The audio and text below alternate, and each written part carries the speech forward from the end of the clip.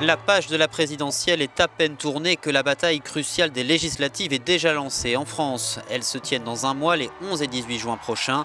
Depuis le passage au quinquennat, les élections législatives sont collées à la présidentielle par la loi. Cela dans le but d'éviter au maximum les gouvernements de cohabitation. Dans cette configuration, les Français ont toujours confirmé leur choix.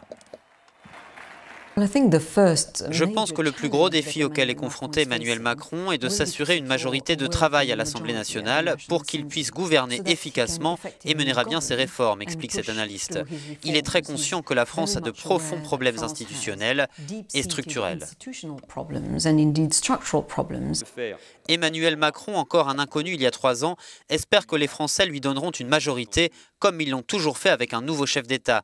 Le régime semi-présidentiel français se caractérise par un pouvoir exécutif double, un président et un Premier ministre qui travaillent de concert avec le pouvoir législatif.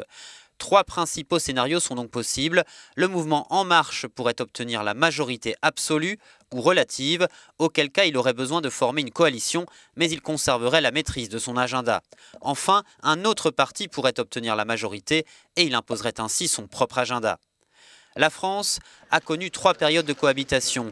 Mitterrand-Chirac en 1986, Mitterrand-Balladur en 1993, celles-ci n'ont duré que 2 ans, et enfin Chirac-Jospin entre 1997 et 2002.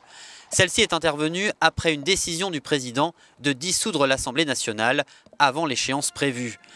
Ce système est critiqué car il entraverait l'efficacité gouvernementale. Aussitôt après la victoire d'Emmanuel Macron, des sondages ont donné En Marche en tête des intentions de vote pour le premier tour des législatives.